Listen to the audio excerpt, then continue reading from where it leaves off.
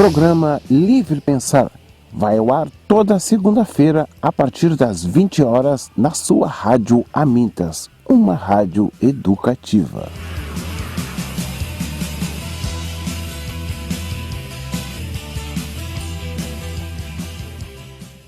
O tema desta noite é madeireiras colonizadoras e expropriação fundiária no Paraná do século XX.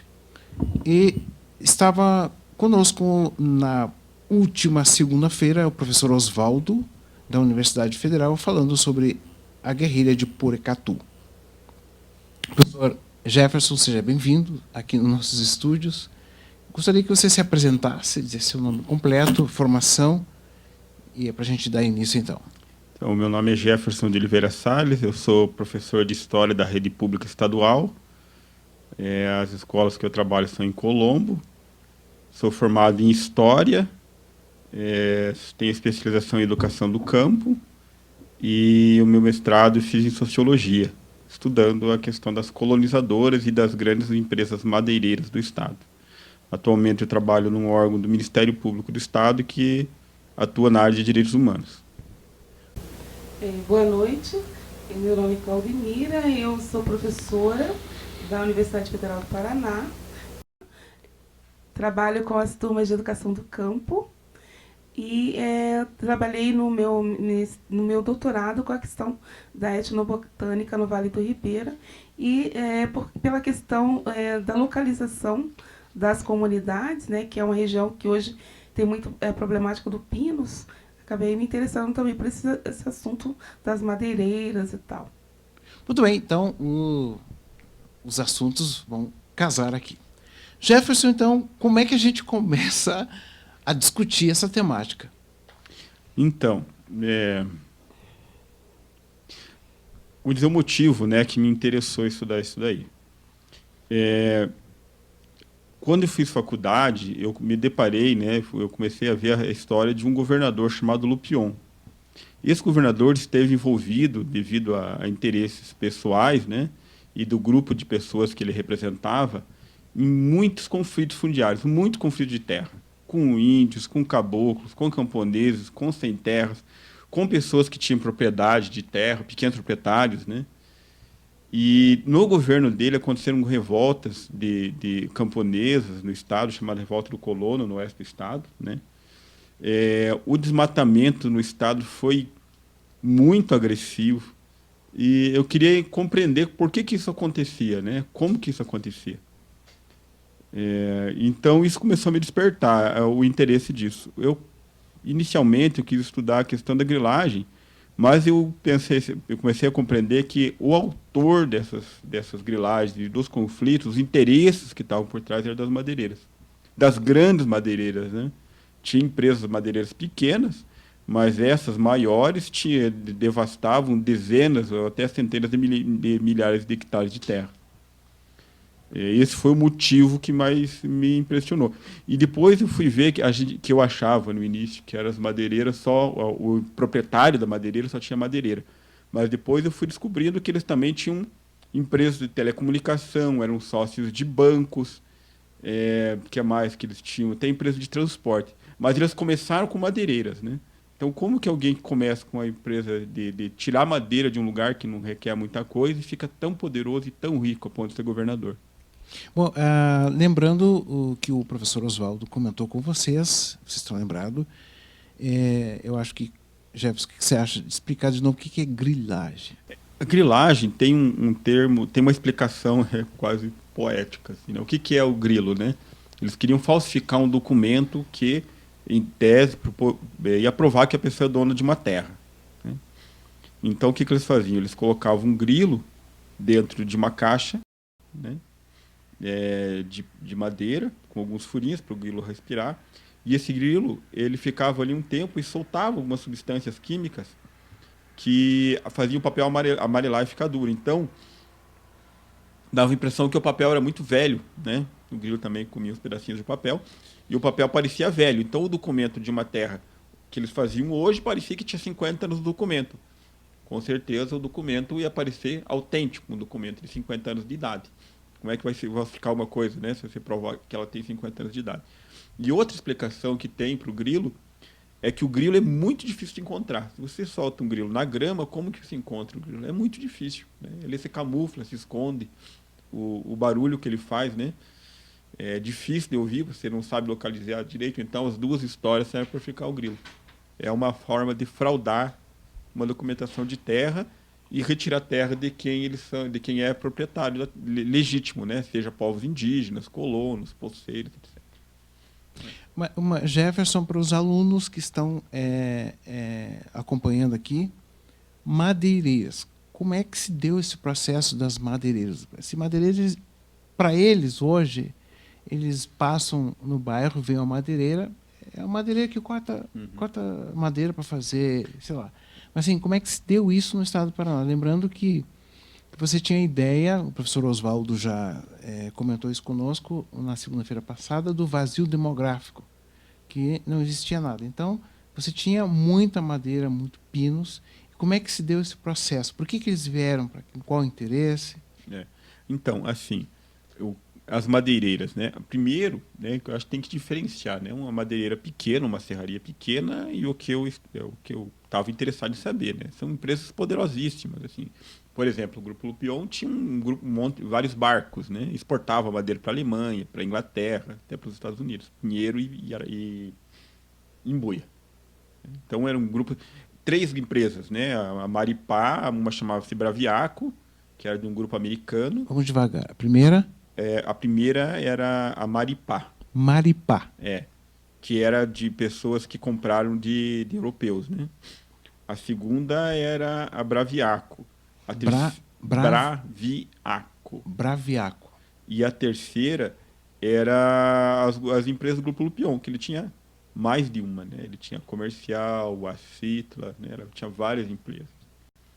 Essas empresas, então, são as grandes. As pequenas, né? Assim, não faziam, não tinham o poder que eu queria compreender como que elas chegavam ao governo, né?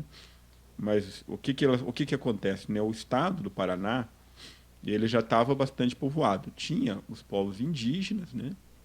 Que eram caingangues, xetás e guaranis. Uhum.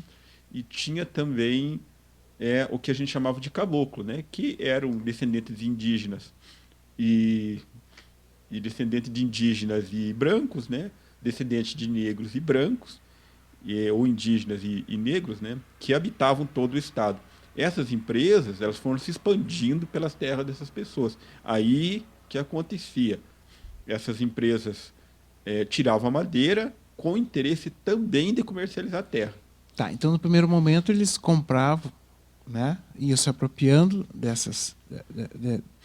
das árvores, Isso. derrubavam as árvores, comercializavam e ficavam com a terra, é isso? Isso, e vendiam as terras, né? Geralmente, normalmente, assim, essas empresas não tinham o documento das terras. Aí que acontecia o processo de grilagem. Uhum. Né? O exemplo mais conhecido na história do Estado é a da Braviaco. Né? Essa empresa, ela ganhou muita terra para construir uma ferrovia, que causou a Guerra do Contestado. Como a empresa não construiu a ferrovia, né, ela perdeu as terras. Só que a empresa, sabendo que ia perder a terra, ela comercializou a terra. Então, ela ganhou 430 mil hectares de terra para construir uma estrada ferroviária até Guarapuava. Não construiu a estrada. Sabendo que não ia construir, ela vendeu a terra antes. O governo pediu a terra de volta. Espertamente, então, a empresa vendeu. E essas pessoas compraram um documento que não tinha valor. E começaram a tomar terra de quem morava. Tá, o Jefferson, o Rodrigo Prado, lá do Colégio Otília, está pedindo como que era o nome da terceira madeireira. Eu falei da Pode repetir, então, as três. Da Braviaco, as maiores, né? A Braviaco, a Maripá, e a outra eram 2 do mesmo proprietário. A Citla, C de carro e T, L de luz, A. Citla e Comercial. São 2 do mesmo proprietário. Tá. E aí, depois das ferrovias, como é que dá? Aonde ia passar o trilho do trem? E tinha até Guarapuava. Quantos metros à esquerda e direita? Então, até Guarapuava, né, Dependendo do lugar, né? Mas era ali 15 quilômetros, 18 quilômetros. Só que tinha lugares que tinha alguns proprietários poderosos, né? Onde tinha pequeno proprietário, o Estado ou os grileiros tomavam. Mas onde tinha grande, não tinha como. Por exemplo, Afonso Camargo, né? Rocha Loures, que hoje, né, ainda são pessoas importantes no Estado, também tinham terra. E ali, né, eram poderosos com poderosos, né, não conseguiam tomar. Então, o governo do Estado do Paraná deu as terras lá perto de Foz do Iguaçu, uma parte, e a outra parte deu aqui perto do Vale do Ribeiro, num lugar chamado Morungava. Né? Como? Morungava. Ficou conhecido como Fazenda Morungava. Fazenda Morungava. Morungava. E é lugar que, por exemplo, nesse caso, um caso importante, é um lugar que tem uma comunidade quilombola, né? Enfim, então eles venderam um papel que dava direito a uma terra que eles não possuíam, que a terra era para pagar uma obra, né, que o governo tinha dado.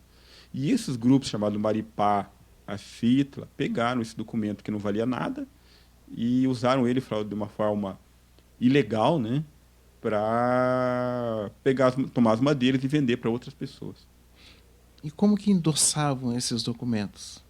Então, uma parte deles, a União, o governo federal e o governo estadual tentou tomar no judiciário, né?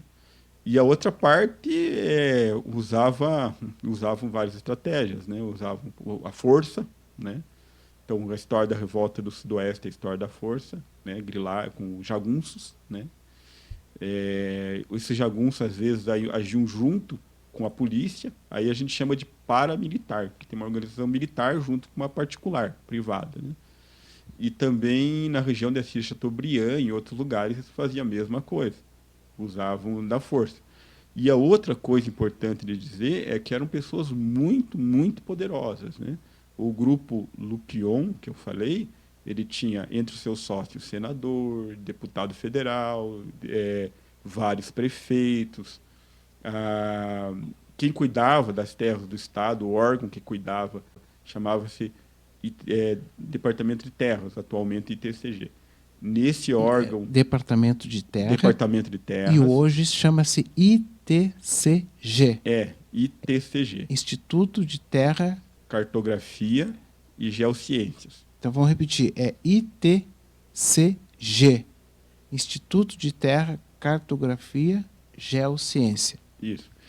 Naquela época, esse órgão estava na Secretaria de Viação e Obras Públicas. Era dentro, né? A secretária de Obras Públicas era sócio da empresa, o presidente do ITCG também, o presidente do Banestado também. Então, como que, por exemplo, um procurador ou um promotor ou um pequeno proprietário vai brigar com uma empresa onde o proprietário da empresa é sócio do governador ou é o governador, onde tem um juiz do Tribunal de Contas que é sócio, onde tem senador que é sócio, como que briga? Que tipo de processo judicial ou de reclamação que ele pode fazer? É um conflito de interesses, né? Sim. Porque quando o governador ou o senador é sócio da empresa que está cometendo o delito, né? Como que você vai entrar nesse terreno? É complicado. Eu não sei se é o mesmo caso, mas o professor Oswaldo falou do papel dos cartórios, né? Uhum. Nesse período, sim, também...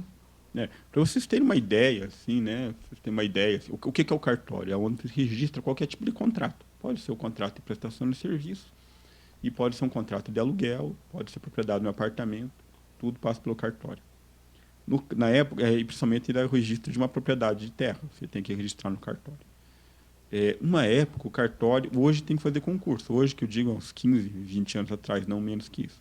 Antes era distribuído por ligações políticas, né? Você presenteava o cartório, né? Um exemplo de como esses cartórios fraudavam documentos, né? Tem municípios do estado do Paraná, no oeste do estado do Paraná, principalmente, que o número de terras registrado é 3 vezes a área do município. Nossa. Então, o município tem 10 mil hectares, por exemplo, e tem registrado nos cartórios 30 mil. Tem município que tem até 4 mil hectares registrado. 4 andares, eles chamam de andares, né? Tem um livro que dá para ver na internet. É um livro curto, tem 60 páginas. O nome é Livro Branco da Grilagem. Livro branco da grilagem. Da grilagem. Esse está disponível na web. Tá. Nesse livro, eles contam que entre os 10 ou 15 cartórios mais corruptos do Brasil, o Paraná tem pelo menos 2. Então, se imagina, no Brasil deve ter uns 50 mil cartórios, nós temos alguns dos mais corruptos. Né? É bom vocês olharem lá, né? Às vezes a gente fala e olhem lá. É um documento do governo federal, né?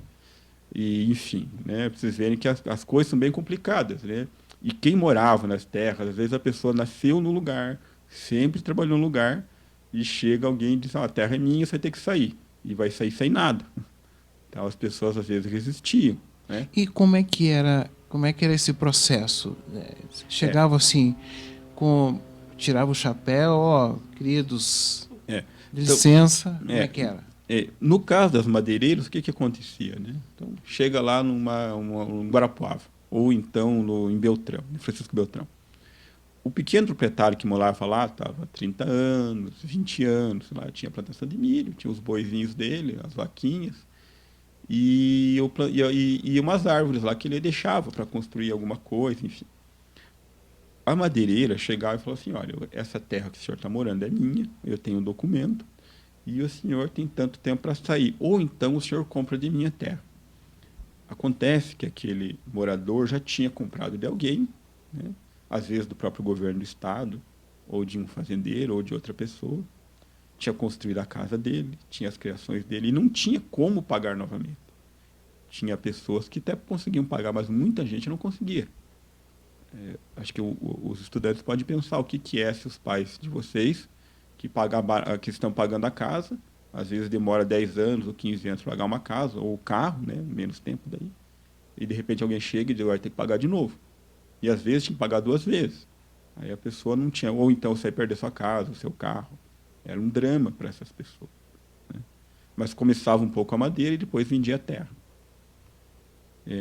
Se vocês procurarem no YouTube, vocês vão encontrar entrevistas sobre a revolta do colono, ou revolta do Sudoeste. Revolta do Sudoeste. Ou revolta do colono. E os depoimentos são dramáticos. Assim, a gente vê coisas que você pensa que acontecem em guerras. Né? Muito feio o que aconteceu lá. Né? Enfim. Mas, enfim, começou com a madeira, né? E os grupos eram muito poderosos. Acho que essa é a questão principal. Né? Não era uma pessoa que agia localmente só, né? Para não confundir, às vezes, com o exemplo, né, que o professor Paulo falou, que a pessoa tem a madeireira ali, na verdade, e o grupo era poderosíssimo. Vocês imaginam o que é uma pessoa, uma empresa, né, onde um dos sócios é gerente do Banestado, presidente do Banestado, o outro tem juiz, o outro é secretário de Estado, o outro é vice-governador e o outro é senador. Né? Como que você luta com uma empresa dessas? Né? E além de ter um capital enorme, de ter vigilantes, de ter uma frota de caminhões, de ter uma frota de aviões. Né? Um exemplo, né, o professor... Ele consegue dinheiro para financiar, né, os empreendimentos, a perder sem juros, né? A fundo perdido. Esse é um exemplo. Né? Um aqui que eu ia falar agora, o Lunardelli, que esteve envolvido lá no revolta de Porecatu. O advogado dele foi o vice-governador, foi o futuro governador Paulo Pimentel. Né? Como que um pequeno proprietário briga pela sua terra? No máximo, tem o sindicato rural, 3 advogados, né? Ele vai discutir com uma empresa que tem 18 advogados. Né? Como que discute? Sobre a questão dessas pessoas, a professora Claudemiro falou uma coisa importante. Para ter empréstimo para as empresas, elas emprestavam do Banestado, ou emprestavam de um lugar chamado Cassex, que é onde decidia como que ia ser exportada a madeira, ou emprestavam do convênio da madeira. Bom, o convênio da madeira era presidido por madeireiro, a Cassex tinha entre seus componentes. Cassex Câmara de Comércio Exterior do Brasil. De novo. Câmara do Comércio Exterior do Brasil. É ali que vai decidir como que se exporta, os preços mínimos, se vai ter navio para exportar, se o governo vai subsidiar, se um embaixador vai em algum país fazer propaganda do produto brasileiro para exportar esse produto para lá. Né? O que é subsidiar? Subsidiar é o seguinte, Vou dar o exemplo do transporte coletivo. Há um tempo atrás, o transporte coletivo no Paraná, na região metropolitana, era subsidiado, era integrado. Então, eu queria dizer o quê? Uma parte dos nossos impostos, o governo estadual e o governo municipal, utilizava para pagar uma parte das passagens. Do que recorre isso? A passagem fica mais barata, né? Então, nós pagávamos mais barato a passagem de transporte público, né? O subsídio foi retirado, uma parte dele, e agora não tem mais integração. Então, tem passagens que era R$ 2,80 ou R$ 2,90, né? Tem municípios da região metropolitana, como Rio Branco, eu imagino que a passagem deve estar mais ou menos R$ 5,00 ou R$ 4,00 alguma coisa. Então, isso que é o subsídio, né? No caso das madeireiras, teve um empréstimo de 500 milhões, por exemplo, né, na década de 50, e a empresa pegava, um grupo de empresas pegou 500 milhões e pagou 250 para o banco. Quem paga o resto? O governo. Outro exemplo, as empresas iam construir fábricas, serrarias, né, em Guarapuava. A empresa chegava com a madeira e a prefeitura de Guarapuava dava o terreno e as construções. A empresa só instalava a máquina. O resto ela ganhava de presente. Mais um exemplo que acho que é bom. As montadoras que vieram para o Paraná. O governo estadual, por muitos anos elas não vão pagar imposto, deu o terreno, deu a instalação elétrica, e elas instalaram só uma parte do capital, o resto é gratuito. Quem paga é o governo, não é gratuito, né? Quem paga somos nós. Então, vocês imaginem lá como que um empresário ia pedir empréstimo para o Banco do Brasil ou vender o produto dele exportado pela essa câmara do governo chamada CAFEX. Se um dos sócios, ou sócio de uma empresa parceira, estava lá dentro dirigindo, presidindo, etc. Que tipo de empréstimo, que condição de pagamento isso dava?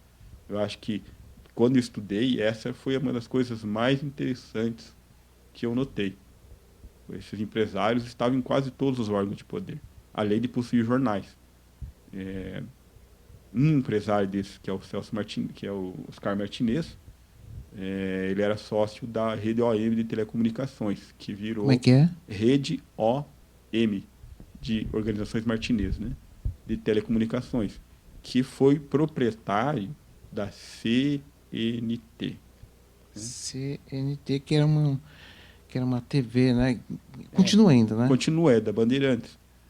Um outro foi proprietário do jornal O Dia e foi sócio da Gazeta do Povo. Depois revendeu a Gazeta. O próprio Lupion foi um dos fundadores da Gazeta, né? Então, como que essa empresa noticia um conflito fundiário? Essa empresa, que é a empresa de jornais, ela noticia do jeito que não vai causar problemas para o presidente da empresa, né? O Paulo Pimentel, que eu dei exemplo, que foi advogado no Nardelli, envolvido na revolta de Porecatu, ele foi dono da empresa, é uma empresa aqui que retransmitiu a SBT, que agora me fugiu o nome. Como é que é? Até ele que era falecer. recente, né? Ele vendeu a empresa um pouco antes de falecer, ele foi governador. Me fugiu o nome, mas vocês imaginem só que as 3 maiores redes de telecomunicação do estado, que tinham jornais, rádios e TV, né, os proprietários eram sócios de colonizadoras, de madeireiras, né? Então, como que um grupo indígena, por exemplo, ou um grupo de colonos, por exemplo, ou o próprio governo do estado, que decidiu pedir de volta as terras, como que ele enfrentava isso? Era bastante difícil. E, professora, ainda bem que isso mudou, né? Pois é, né? Agora é tudo diferente, não tem mais esse tipo de... o mesmo grupo ser dono, né, da terra, ser dono dos meios de comunicação, do capital, né? Então, hoje a gente não tem mais isso, né? Não tem. É uma neutralidade, isenção. A professora Claudemira está fazendo uma ironia. E é ironia, pessoal, é ironia. Que é bem do campo da filosofia, né? A ironia. Para vocês terem uma ideia, vou dar um outro exemplo aqui, que vocês podem consultar. Vocês podiam pesquisar a bancada ruralista, né? Essas são deputados e senadores que possuem muita terra. Não é um deputado que possui lá 100 alqueires de terra, que já é muita terra.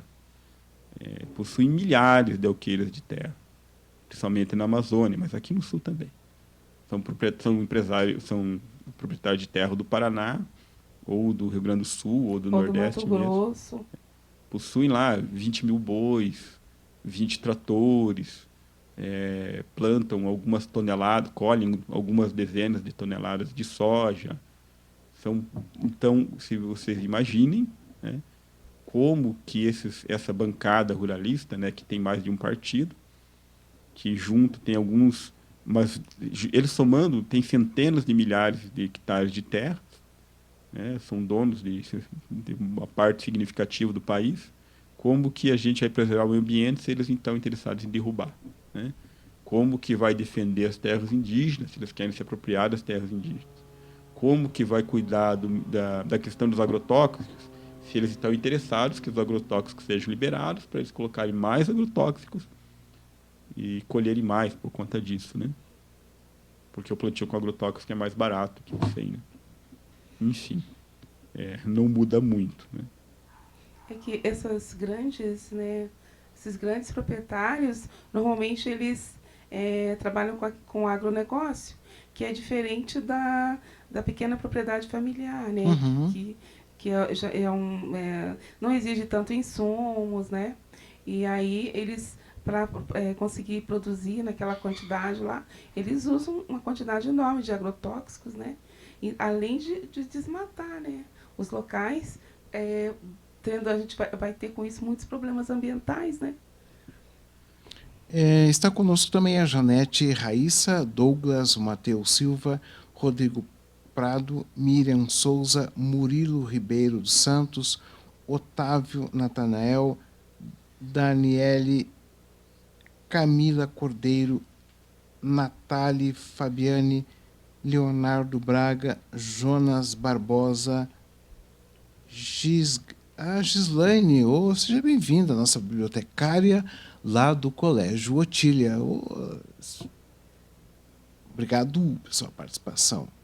Emanuele Fernandes, Vitim Chapa 1, Isabelle, Letícia Vite, depois coloca o nome direitinho lá para poder fazer justiça. Letícia Brandino, Danner Moreira, Leandro, professor de filosofia lá do Colégio Arnaldo Busato. Está também conosco 9 pessoas anônimas que estão ouvindo. Está também o nosso professor, colaborador Edson Rezende, que está fazendo seu doutorado em filosofia. Está aí conosco, nos acompanhando nessa noite. Ele fala o seguinte: boa explanação sobre a relação política da madeira e as terras. Assim que tiver mais participações aqui, o Rafael está mandando vários coraçõezinhos, dizendo que está gostando aí da abordagem. Muito obrigado pela participação de todos vocês, tá bom, meus queridos? E para vocês que não conseguiram logar, é bem fácil. Entra nessa página lá do direito superior, está escrito login. Você clica lá e vai te encaminhar para uma página do Facebook. Aí você clica lá onde está escrito Facebook, você participa conosco, manda seu recadinho, faz perguntas. Tá certo? Pergunta: que livro de história que a gente pode encontrar esses fatos? É uma boa pergunta. Ou por que não, esses fatos não estão nos livros? Eu acho que assim, pessoal, vocês, a maior parte dos alunos aí, das alunas, certamente o pai, o avô não nasceu aqui, né? Eu moro em Curitiba há 20 anos, 25 anos. E quando eu vim aqui, a cidade tinha mais ou menos 1 milhão de habitantes. Hoje, a cidade região metropolitana deve estar em 2,5 a 3 milhões. Então, da onde veio todas essas pessoas, né? 10 anos atrás, na década de 80, né? Ou na década de 70, sei lá, não tinha nem 1 milhão. Curitiba região metropolitana. Essas pessoas migraram, né?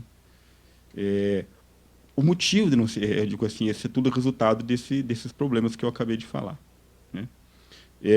Aonde tem esses livros? Eu vou dar exemplo de 2 aqui, né? Um tem em todas as bibliotecas do estado, bibliotecas das escolas. Todas não sei, mas em boa parte tem. Que chama-se A Revolta do Colono do Sudoeste. Dos Colonos do Sudoeste. Revolta dos Colonos do Sudoeste. Isso. Ali, o nome é Iria Zanoni. E ela tem o livro, tem boa parte das bibliotecas municipais. Não é difícil de encontrar. O professor Ângelo Priori, ele tem o livro dele sobre Porecatu também.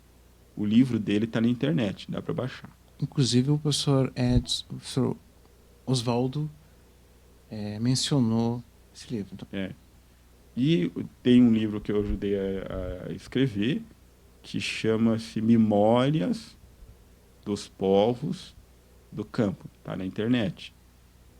E outro Aquele livro que você escreveu junto com o Ricardo. Você bate só para ver se está saindo. Tá.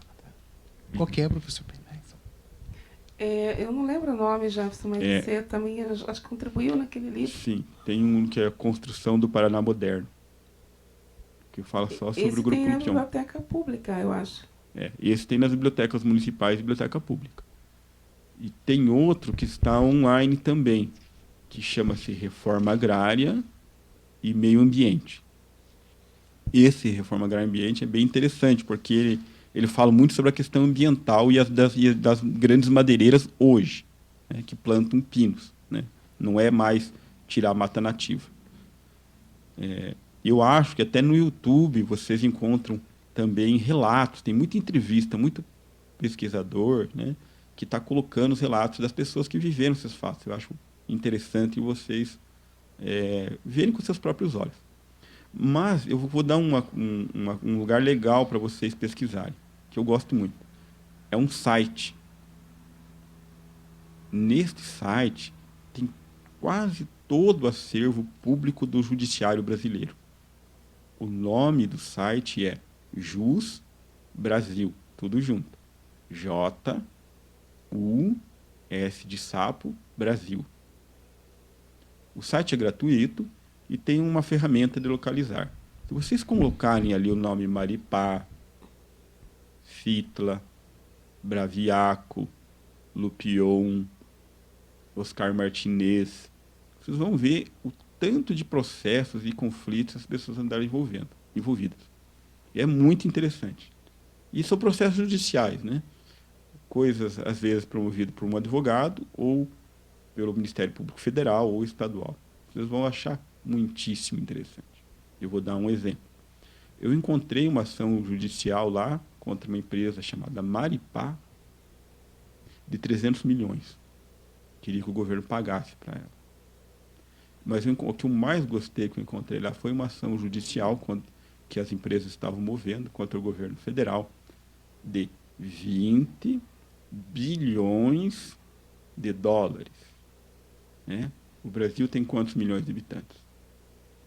Passa de 200 milhões. Mais ou menos 200. Então, 200 dividido, se cada pessoa do país fosse dividido os 20 bilhões de dólares que essas empresas queriam do governo federal, né?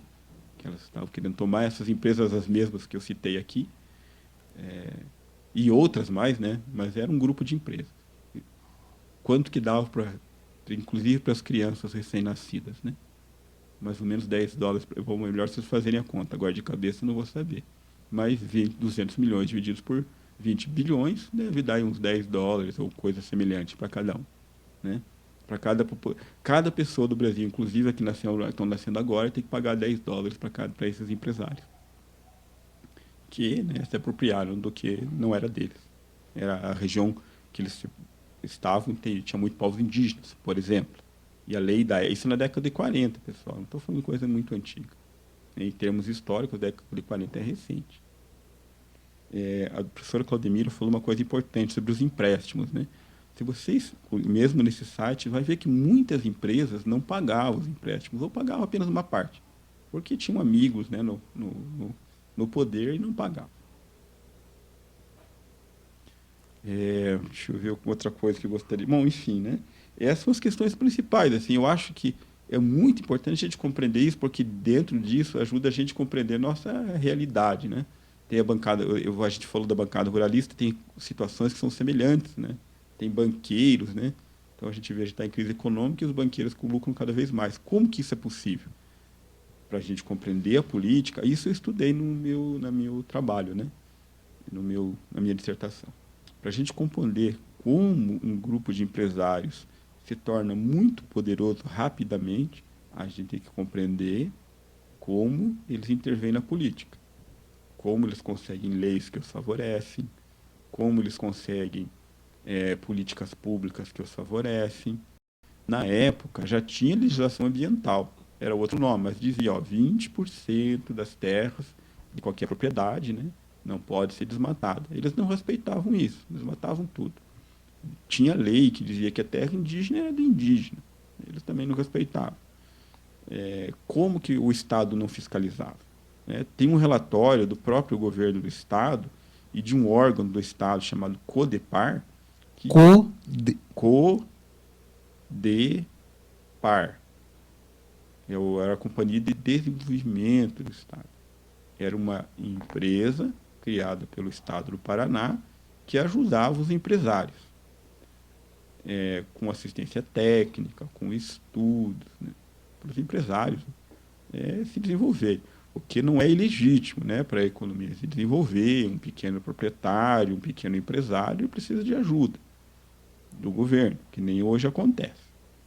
Bom, esses relatórios contam que uma parte grande da madeira de lei, da madeira nobre derrubada, ela era derrubada para ser exportada, porque, como eu disse, eu estou falando só das grandes madeireiras. Ela era derrubada e não era retirada do lugar que ela foi derrubada, ela era perdida, em Buia e Pinheiro, principalmente. Uma outra parte que era transportada até o embarque no trem era perdida. E uma outra parte, perdida porque ela apodrecia, ficava 6 meses, mais ou menos, até ser embarcada.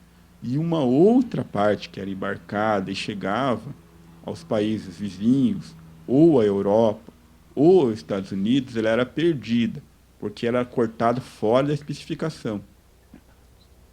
Então, aproximadamente, metade da madeira que era tirada só para ser beneficiada e exportada, ela era perdida. Tem um documento que diz que é o seguinte: tinha uma fila, as pessoas derrubavam a madeira e às vezes ficavam quase 2 anos para ser tudo exportado. Ficava lá, no tempo, quer dizer, ao ar livre, apodrecendo. Né, lembrando enfim, que nesta época, né, Jefferson, não tinha a estrada asfaltada, né? A estrada asfaltada, o período que eu estudei, a estrada asfaltada chegava perto de Guarapuava, né? E o que eu estudei acontecia dentro de Guarapuava, Francisco Beltrão e Foz do Iguaçu.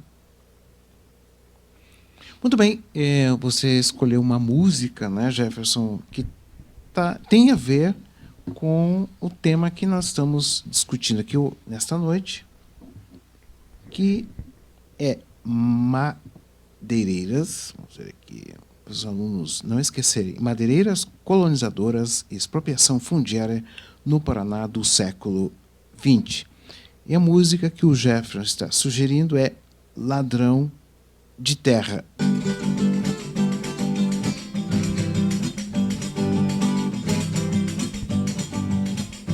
Tinha eu 14 anos quando deixei meu estado. Meu pai era sitiante, trabalhador e honrado. Por este mundão de Deus eu dei murro no pesado. Quando a sorte me sorria, o meus planos foi cortado. Triste notícia chegava, meu destino transformava. Eu fiquei um revoltado. Meu pai tinha falecido, na carta vinha dizendo: as terras que ele deixou, minha mãe acabou perdendo para um grande fazendeiro que abusava dos pequenos. Meu sangue ferveu na veia quando eu fiquei sabendo. Invadiram as terras minhas, tocaram minha mãezinha pra roubar nossos terrenos. Eu voltei pra minha terra, foi com dor no coração, procurando meus direitos, eu entrei num tabelião. Quase que também caía nas unhas dos gavião, porque o dono do cartório protegia os embrulhão. Me falou que o fazendeiro tinha rios de dinheiro pra gastar nesta questão.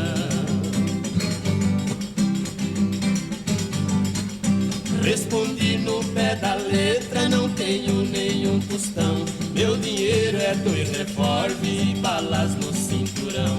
Se aqui não tiver justiça para minha proteção, vou mandar os trapaceiros pra 7 palmos de chão. Embora saia uma guerra, vou matar ladrão de terra dentro da minha ração.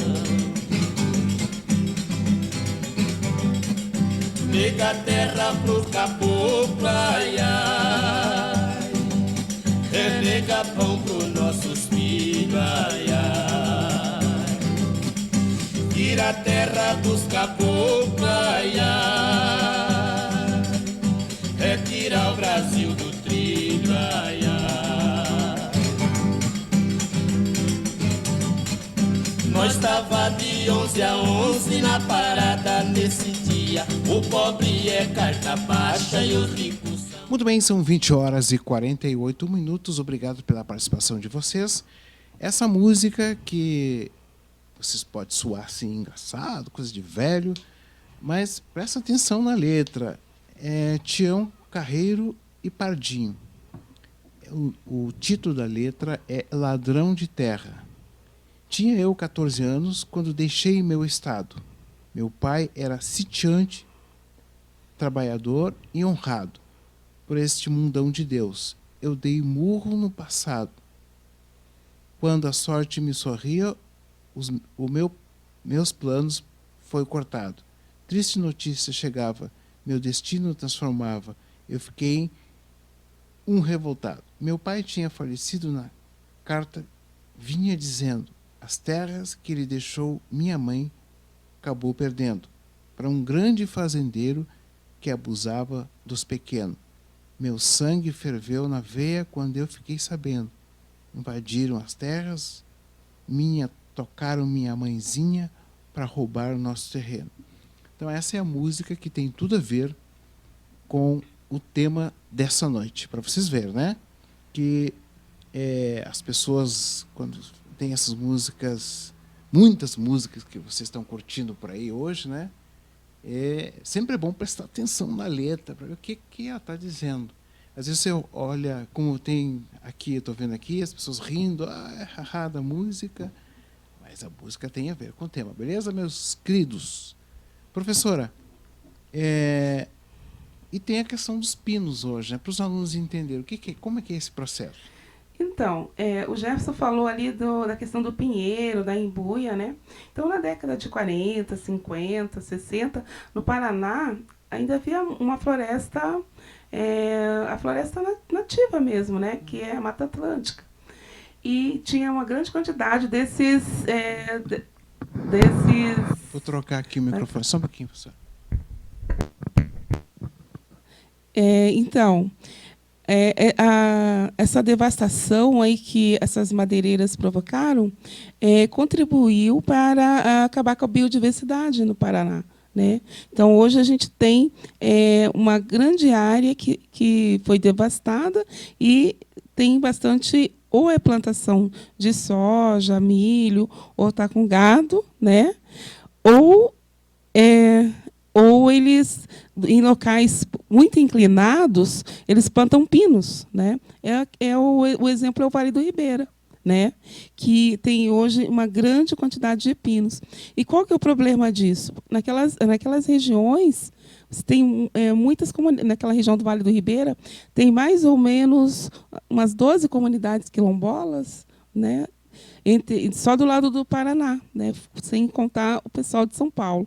Essas comunidades, elas viveram mais de 200 anos usando, né, o conhecimento delas em relação à mata nativa, né? Então, faziam remédios, elas usavam para alimentação e outros usos. E aí, com essa plantação de pinos que está hoje, que também é para vender, né? Para exportar, eles plantam eucalipto para fazer papel também. Com isso, o que acontece? Você acaba prejudicando essas populações que elas, esse pinus, ele é uma monocultura, né? Então você perde lá a biodiversidade, você perde os insetos, os bichos e acaba expulsando também essas populações, né? Que eles vão perdendo a cultura, vão pouco a pouco migrando para a cidade para procurar emprego, porque também trabalhar no Pinos não é uma coisa muito fácil, né? Eu vejo que a história ela vai se repetindo, né, com a questão do êxodo, né, da falta de condições e a questão das terras também, né? Onde se planta pinos, no meio não nasce. Isso, o pinus, ele quando vai caindo, né, os galinhos lá do pinus, e aí tem uma resina. E essa resina, ela impede que nasça subbosque, como é o caso, por exemplo, na floresta umbrófila densa ou umbrófila mista, nasce o subbosque, que eu quero dizer, são as árvores menores, mais baixinhas, né, que vão nascendo na sombra das grandes árvores. Por isso, no pino só tem pinos, né, e cobra, né, que é o bicho que consegue sobreviver ali embaixo. Então, é bem complicado para as comunidades indígenas e quilombolas. Tem uma legislação que proíbe que esses pinos sejam plantados nas montanhas, né? Nas serras, né? Sim. Então você imagina quando chove, e isso eles usam também quero que você confirme ou desminta que eu tô falando. Eles inserem muito veneno, Sim. chove, esse veneno vai para os rios e acaba contaminando, matando os peixes que muito dessas comunidades se utilizam, né, professora? É verdade. O pinus, eles, para você plantar, né, essas mudas são feitas de uma forma especial, né? Não é qualquer semente que eles colocam lá. Isso recebe todo um tratamento, né, com agrotóxico e tal. E aí isso vai para o solo. Quando chove, o fato de já estar numa área inclinada, né? Geralmente a inclinação às vezes passa de 45 graus ali, aí chove e vai tudo para o rio mesmo, contaminando a água que as pessoas bebem, o solo, os peixes, né?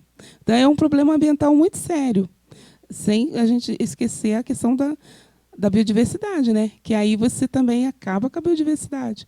Porque se você não tiver insetos, não tiver pássaros, como que vai ser feito a questão da reprodução das árvores, né? Então, isso vai impactando o ambiente. Então, a longo prazo, a gente vai ter um problema muito sério. Muito bem, Jefferson, tem um livro, Memórias dos Povos do Campo no Paraná, Centro-Sul. Na página 249, você escreveu João José Zata, Disputas Sociais, Legitimidade, Legalidade. Esse também era um outro grande proprietário lá na região de Pinhão, né? Tinha até um nome, Zatalândia. Você poderia falar um pouquinho? Então, a história do Zatar eu não sei se os jovens de hoje assistem filme de faroeste, né? Mas ali foi uma região muito violenta. A forma com que essa empresa madeireira, e que também chegou a comercializar terras, se apropriou das terras, foi bastante violenta. Como que eu conheci a minha família mora a uns 200 quilômetros dali. Meu pai contava histórias dali. Não dá 200 quilômetros assim. Contava histórias dos conflitos fundiários ali.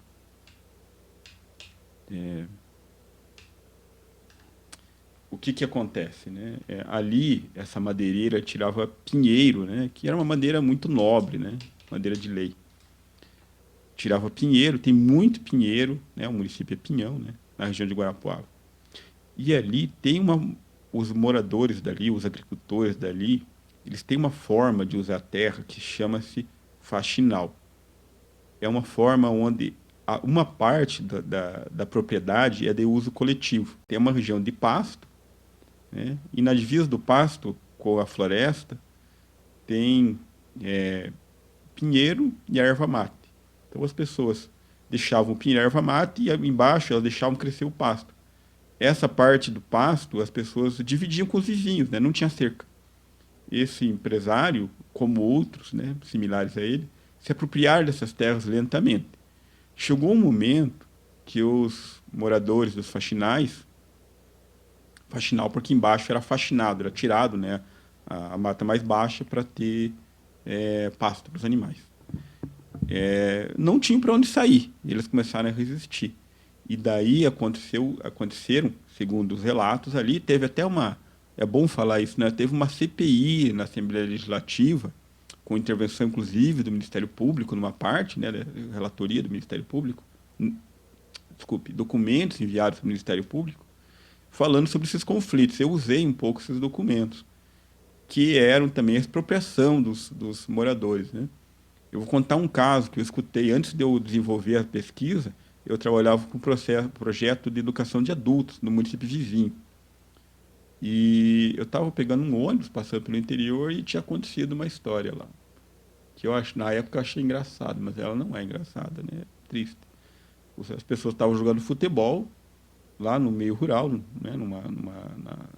numa cancha lá, como é no meio rural aí, tem uma igrejinha, tem o salão lá de fazer churrasco, né? A escolinha próxima e o futebol. É isso que acontece, né? Não tinha nem 2, 3 casas juntas só. E alguns jagunços, né, invadiram o jogo atirando para cima, né? Provocou um estardalhaço, né? A pessoa estava contando isso como, enfim, né? Dizendo que ali o pessoal era barra pesada, né? Dizendo que ali em Pinhão, se começasse a cavocar ali, você podia fazer a mina de chumbo, de tanta bala que tinha ali. Então foi isso que aconteceu, quer dizer, tentou se apropriar por causa da madeira, da erva mate e outras madeiras nobres que tinham lá, né? Na visão desses empresários, a terra era dele e os moradores eram poceiros, né? Mas, enfim, né? Cada um com a sua versão da história, né? E por uma curiosidade, um sócio dessa empresa, ele foi membro daquela Câmara de Exportação, que eu contei agora há pouco, chama-se CAFEX, né? Para ver o poder. E também foi sócio de empresas que fabricavam caixas, exportavam lápis, exportavam materiais de escritório, né? As empresas eram poderosas, né? Acho que isso é muito importante. Tem uma, só para os alunos se localizarem, se me corrija se estiver errado, ali na rodoviária tinha uma fábrica grande de caixa de fósforo, né? Me fugiu o nome agora da empresa. A Liliana sabia. Não era Fiat Lux, uma coisa assim? Eu acho que essa aí. Dessa daí eu não cheguei a estudar ela, né? Eu estudei algumas que são localizadas naquela região. Mas eu vou dar uma sugestão para vocês compreenderem um pouco isso. Vocês podem estudar a revolta do Contestado, né? Que teve a ver com coisas muito semelhantes, né? O que aconteceu ali. Ali vocês encontram muito material. O YouTube está cheio de bons materiais sobre isso, né? Enfim, as pessoas estavam lá vivendo sua vida, humilde, né? Não tinha um pouco mais que alguns bois, ou alguns cabritos, ou alguns carneiros, alguns porcos, né? E a plantação deles de subsistência, exportando, vendendo um pouquinho para comprar roupa, sal, ter algum conforto em casa, e essas pessoas foram expropriadas, né? A história das Atas é uma história bem interessante. Mas é parecida com as outras, não é muito diferente, são todas muito parecidas. Eu queria agradecer a todas e a todos, é uma grande oportunidade a gente falar sobre o que a gente estuda, né? A gente gosta muito disso, né? E eu acho que é muito, muito importante a gente compreender o que acontece aí na nossa sociedade, porque senão a gente vai ser enganado e comer muita bola. Obrigado de novo.